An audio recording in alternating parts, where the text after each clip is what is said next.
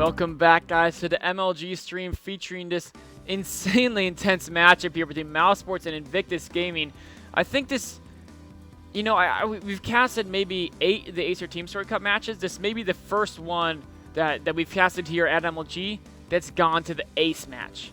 This is absolutely intense. This is mind-blowingly insane here.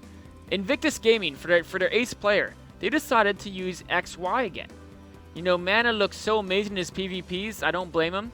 Jim often considered their strongest player, but PvP against Mana is very difficult. Mana already, you know, showcased 2 great PvPs against Jim and Max and taken them both out. XY did defeat Mana in their first encounter. Then Mana defeated XY when Mana was revived. Now XY is XY is being revived here to go up against Mana. We'll see how well XY can do. The map is Whirlwind, and it's fairly similar to Frost. But before we talk about the map at all, let's talk about the player introductions. Of course, over here in the upper right-hand location of Whirlwind, we have the Red Protoss, hailing from Poland, representing Mouz Sports, has won 4 maps so far for his team. He is Mana. Those 4 maps include defeating Jim, then defeating Shigwa, then defeating Maxed, and then after losing to XY, coming back and defeating XY in their most recent game we just saw.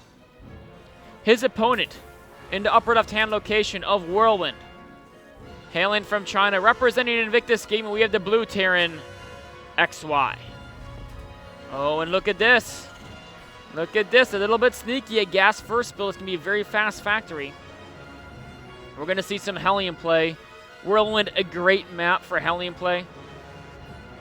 This ramp, Hellions can easily run by and bother the natural. Now, the question is, more commonly nowadays, is that you go straight to, you actually get 1 or 2 Widow Mines out first.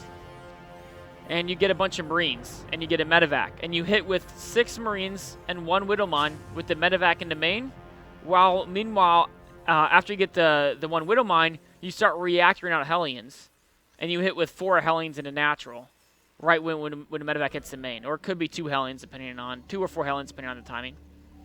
We'll see if that's what XY chooses to do. It's become a very popular build on this map. We'll see, he's going to go straight to reactor, I imagine. And then make 3 waves of Marines out of that barracks. Let's see if that's what he chooses to do. I mean, I assume he's going to go straight to reactor. Yep, there it goes. There's a reactor.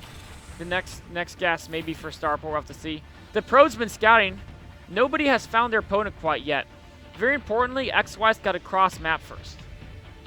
Perhaps if it was cross map, he may have a different build in mind than if it was close spawn. Whereas Mana just scouted perfectly clockwise. Mana, again, went for the gateway, followed by Nexus, followed by gas, followed by Psycho opening. We'll see. Mana is going to have a definitive economic advantage. Unless XY can get some probe kills or damage in some other form done with his harass. Always going straight for reactor Hellions. Now, this is going to be the big story. How much damage can the Hellions do? Because, of course, there's a second base already finished for Mana. Oh, and the probe sees no command center first. Is it going to actually see the reactor Hellions? That could be a nice advantage for Mana. The scout is true. He's actually, so he's not going for that Marine Widowmine drop. He's going straight for Hellions. He's going to continue reactoring them out. Behind us, he's going to get a Medevac so we can ferry them into the main. But Mana spotted the starport.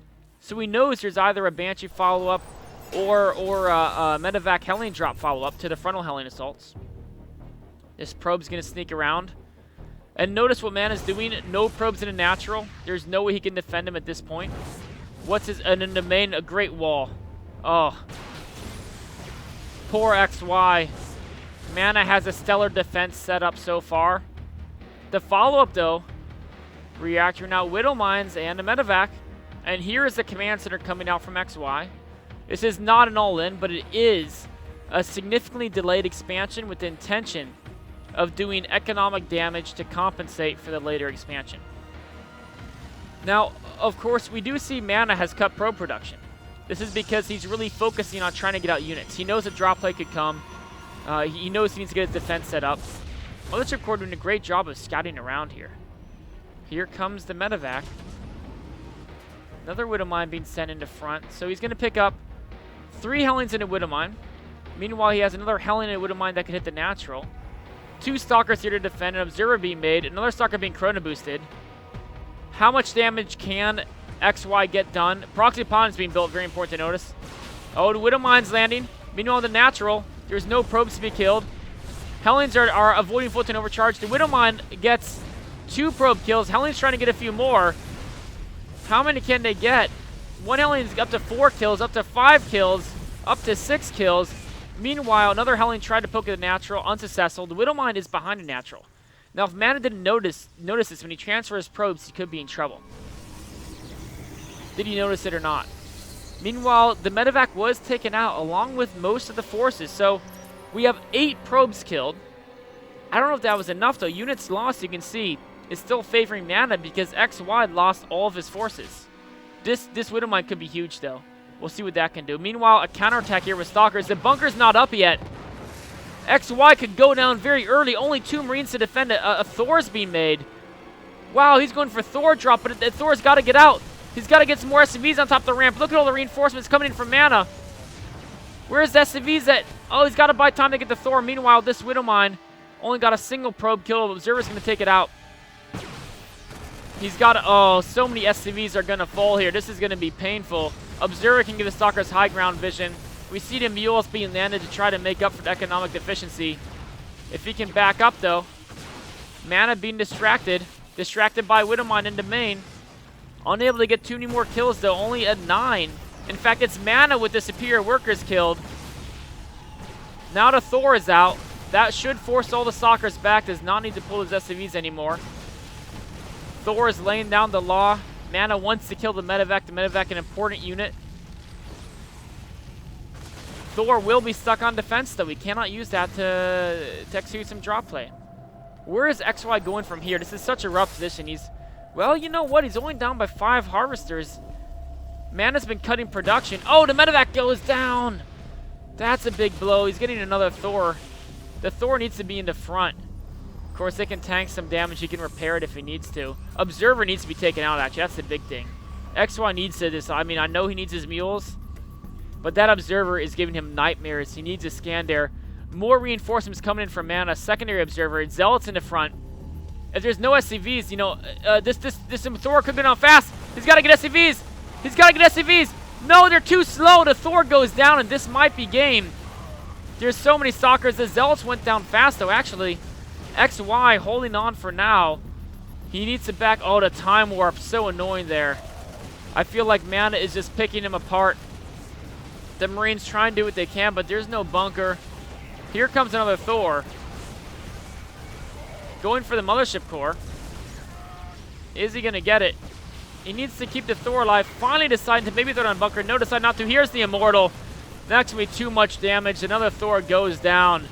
And here goes Invictus Gaming's hope at winning this tournament. Mana, the savior of Mouse Sports, takes it down. A 5-4 match, extremely close. Every Mouse Sports victory was won by Mana. Of course, Jim opened up, taking down Hasuob's Vortex and Lucifron. Mana struck back, taking out Jim, Shigwa, and Maxed. XY takes out Mana. Mana is revived. Mana takes out XY. XY's revived takes out Mana. Mana's revived takes out XY again, putting them at a 5-4 advantage. And Mouse Sports, they're now 2-3 in the standings. That's going to put them closer to the middle of the pack. 1 or 2 more wins. And you know what? Mouse Sports still has hope for the playoffs. If they win the rest of their matches this season, they will make the playoffs. Hope is still alive. Let's see if they can do it. Stay tuned for more Acer TeamStory Cup. But coming up here next, if you guys missed the first matches, Incredible Jim played a series of great games.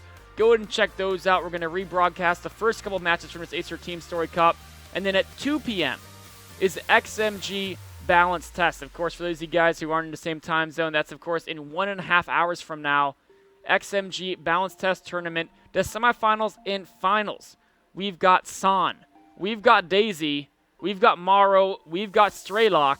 And then, of course, a grand final match. This is all being played on a new proposed Blizzard balance changes. A lot of cool changes. We'll see how it affects the pro games. That's coming in an hour and a half, but until then, enjoy some of incredible Jim's games from the opening sets of this Acer TeamStory Cup match.